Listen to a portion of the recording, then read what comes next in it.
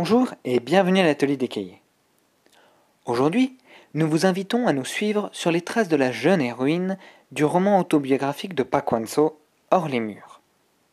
L'auteur y évoque son arrivée à Séoul dans les années 40-50 et l'installation de sa famille dans un quartier hors les murs, c'est-à-dire en dehors de la forteresse antique, quartier miséreux sur la colline de Inwangsan. La mère de l'héroïne, rêvant de promotion sociale, n'aura de cesse de déménager dans les murs.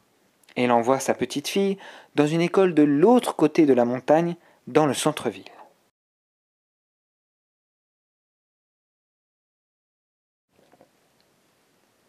L'arrivée à la gare de Séoul. La petite fille et sa mère arrivent à la gare de Séoul, construite par les Japonais entre 1922 et 1925, et qui est la première porte ouvrant sur la capitale et sa modernité. C'est un lieu symbolique, passage quasi obligé de tous les Coréens ayant vécu l'exode rural au XXe siècle. Extrait, page 68. Il nous a fallu beaucoup de temps pour arriver au portillon de sortie et déboucher enfin sur la grande place de la gare. Maman a laissé tomber tous ses paquets et s'est écroulée par terre. Des gens passaient, se rencontraient, se séparaient. Et, moi, perdu au milieu d'eux, j'étais anéanti, incapable de réaliser que j'étais à Séoul.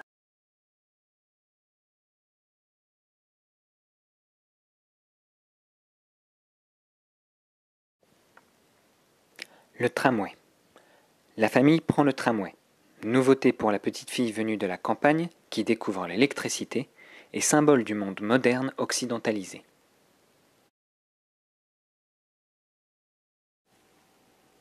Extrait, page 68. Ce tram qui passait au milieu de la rue était bleu, plus petit qu'un wagon du train, et il avait une corne sur le toit. Je voyais des étincelles jaillir à l'endroit où cette corne touchait un fil suspendu en l'air, si bien qu'à l'idée d'y monter, j'ai surtout ressenti de la peur. En route vers Yeonjodong. La mère prend les services d'un porteur pour se rendre dans la petite maison qu'elle a louée dans le quartier pauvre de Yeonjodong, qui se trouve au nord de la gare sur les pentes du mont Inwang. En chemin, on croise la porte Dongnimun, ou porte de l'indépendance, édifiée en 1897 sur le modèle de l'Arche de Triomphe de Paris, sur le site où se dressait la porte accueillant les ambassadeurs venus de Pékin prélever le tribut dû à l'empereur par son vassal coréen.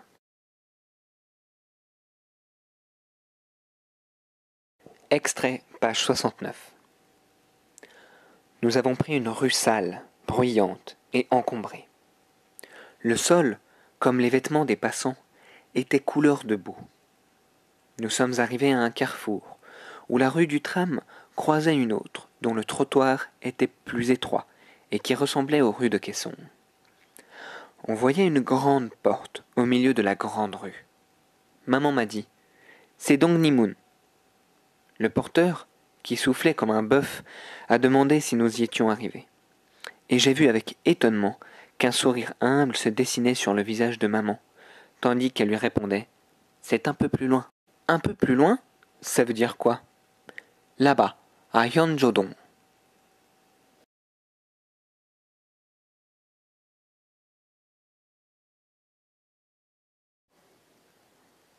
Le mépris du porteur.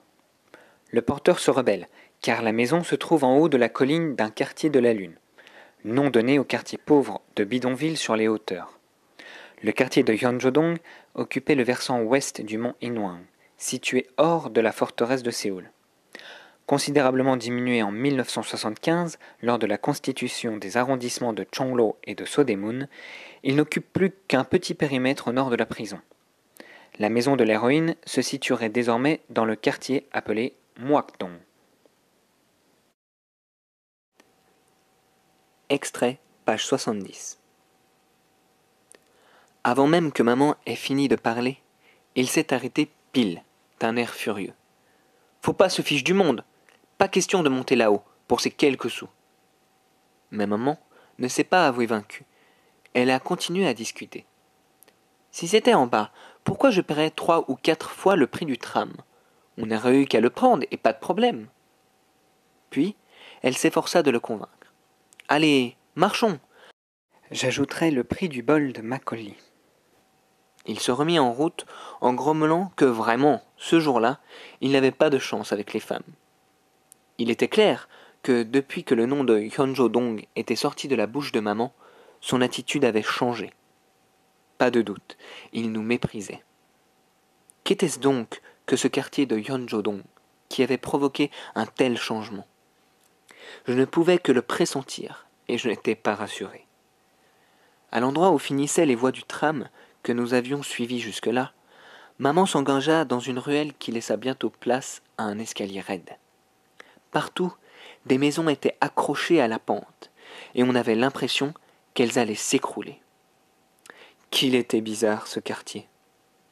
Chaque maison avait bien une porte en bois, mais elle laissait voir la vie des gens. Des eaux usées ou de l'urine se mêlaient à des déchets de riz et de choux, stagnaient dans les rigoles creusées de chaque côté de l'escalier. La montée était rude, mais c'était toujours pareil. Nous avons pris une ruelle en zigzag, si étroite que les gens ne pouvaient pas s'y croiser sans se toucher. Puis ce fut un escalier encore plus irrégulier et abrupt que le premier. Enfin maman s'est arrêtée, devant une maison au toit de chaume perché sur un rocher.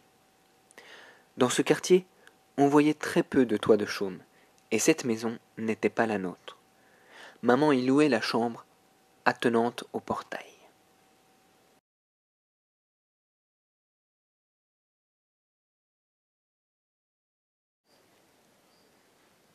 L'itinéraire de la maison à l'école primaire Médong.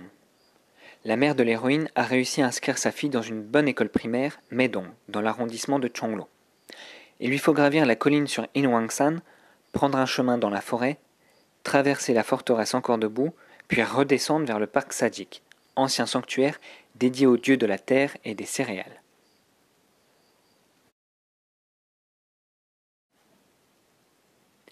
Extrait, page 76. Maman m'a dit que, comme nous étions pauvres, nous ne pouvions faire autrement que d'habiter hors les murs.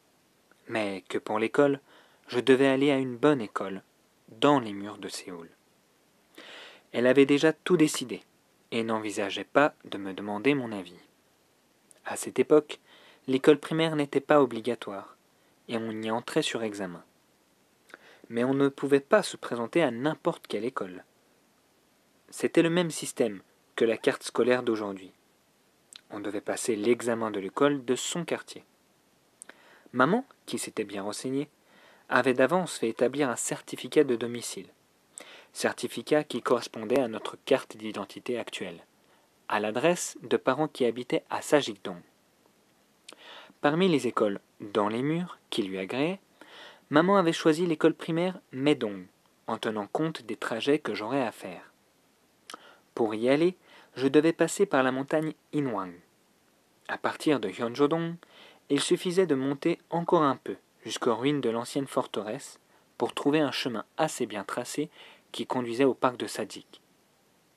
Ce chemin n'était pas très raide, mais il était peu fréquenté, et on disait que la forêt qu'il traversait était remplie de lépreux. Quelques jours avant l'examen, maman m'a emmené reconnaître ce chemin, et elle m'a rapporté, en se moquant, les histoires les plus effroyables qu'on racontait sur eux.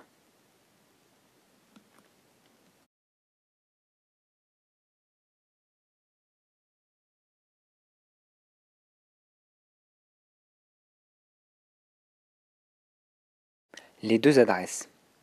Afin de pouvoir inscrire sa fille dans l'école dans les murs, la mère est obligée d'utiliser l'adresse d'une parente habitant dans le quartier de Sajik, ce qui contraint la petite fille à mémoriser deux adresses, dans et hors les murs.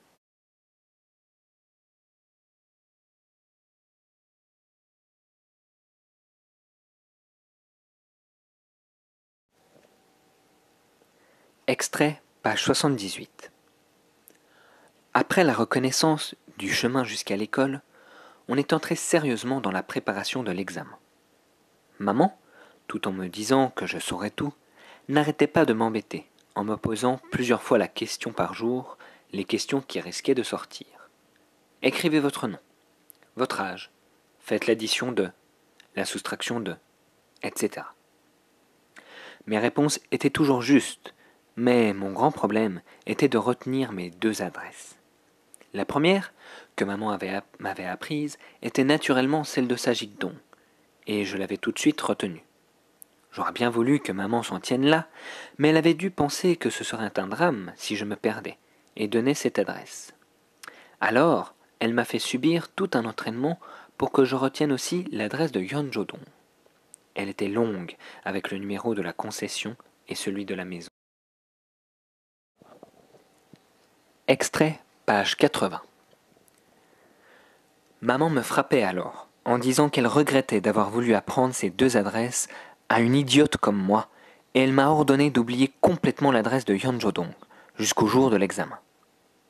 Mais il ne suffisait pas qu'elle me le dise pour que ça se fasse, et plus elle me le disait, plus cette adresse me trottait dans la tête. Maintenant, j'ai bien sûr oublié l'adresse de Sajikdong, et j'ai oublié la plupart des adresses où j'ai habité par la suite, mais je me souviens encore parfaitement de cette première adresse. Yeonjodong, concession 46, numéro 418.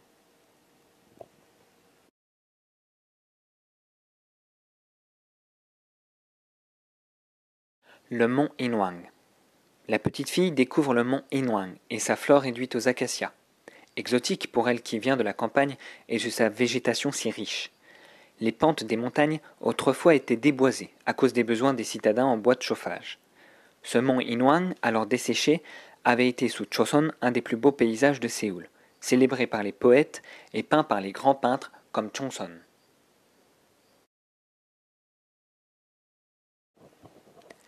Extrait, page 114. Une fois installé dans la classe, notre première leçon en japonais a été « Le printemps est là, le printemps est là. D'où est-il venu?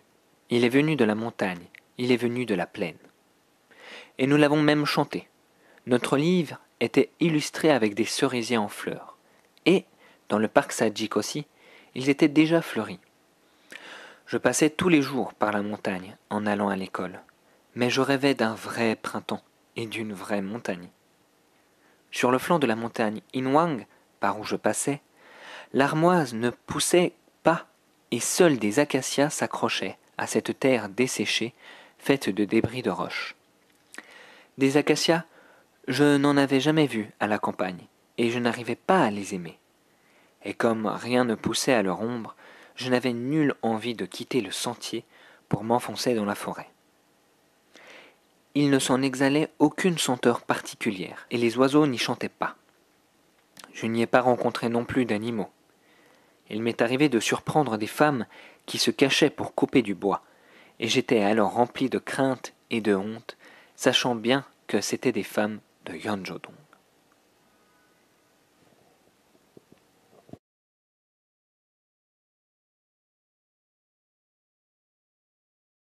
Le rocher Sonbawi. Derrière sa maison se dresse le rocher Sonbawi, censé représenter un moine zen en méditation ou, comme elle dit, 2 frères face à face. C'est aujourd'hui encore un haut lieu du chamanisme à Séoul où se déroulent de nombreuses cérémonies. On y trouve une source, le palais du roi dragon, où les femmes viennent prier pour leur fertilité. Il y a aussi en ce lieu le sanctuaire Kuksadang, déplacé ici par les Japonais depuis son site originaire de Namsan et qui est dédié aux divinités chamanistes protégeant le pays. Extrait, page 123. Si, au lieu de prendre le chemin qui conduisait à l'école Medong, on prenait le chemin le long duquel s'étirait notre quartier, et qu'on dépassait les dernières maisons, on arrivait à des rochers qu'on appelle Sonbawi.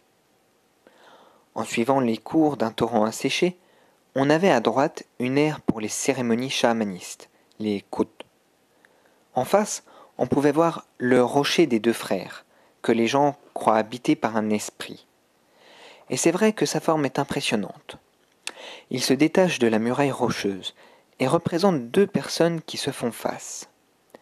Il y avait toujours des gens qui priaient devant. Et, comme, même avant un grand Kut, les gens y faisaient une offrande de nourriture. Le sol était jonché de miettes de gâteau de riz. Je ne saurais dire à partir de quand j'ai trouvé ce passe-temps, mais dès que j'entendais le bruit de la musique chamaniste, je me précipitais en dansant vers l'air de Kut, et c'est ainsi que j'ai pu surmonter mon ennui.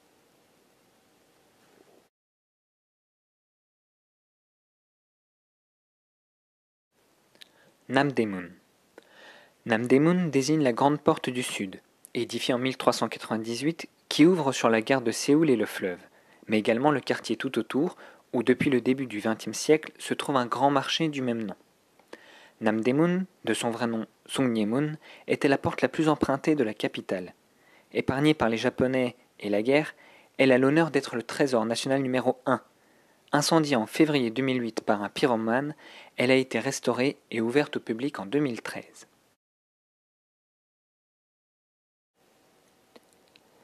Extrait, page 187. Maintenant, mon frère restait à Séoul pendant les vacances, et il logeait chez notre oncle et notre tante. À force de travail, ils avaient gagné assez d'argent pour s'acheter une boutique dans le quartier de Namdaemun. C'est du reste pour cela qu'ils avaient pu nous prêter une somme assez importante lorsque nous avons acheté la maison.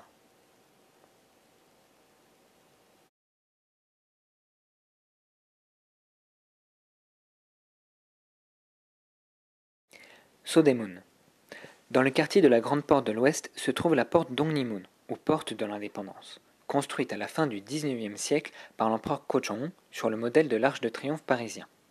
Située à l'emplacement de l'ancienne porte marquant l'itinéraire emprunté par les envoyés de l'empereur de Chine, venus chercher auprès de leur vassal coréen le tribut annuel, Dongnimun était le symbole de l'indépendance nouvelle du jeune empire coréen Han.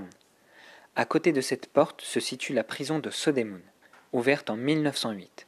Tristement célèbre sous l'occupation japonaise, puis sous les régimes militaires d'après-guerre, elle servait de lieu d'incarcération et d'interrogation des opposants politiques.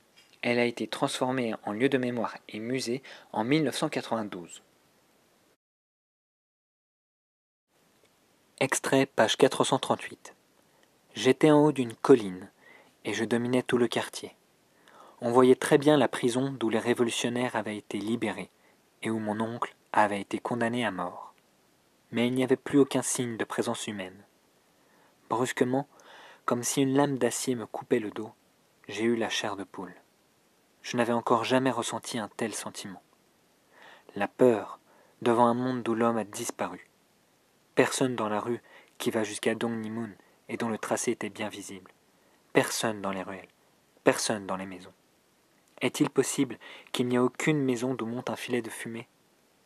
Je crois que j'aurais eu moins peur si j'avais pu voir ne serait-ce que le drapeau communiste sur la prison. Dans cette immense ville, nous étions les seules présences humaines. J'étais la seule à voir ce grand vide. Nous serons les seuls à voir se dérouler les événements inconnus qui se préparent. Comment cela avait-il été possible? N'aurait-il pas mieux valu que, nous aussi, nous ayons été totalement anéantis?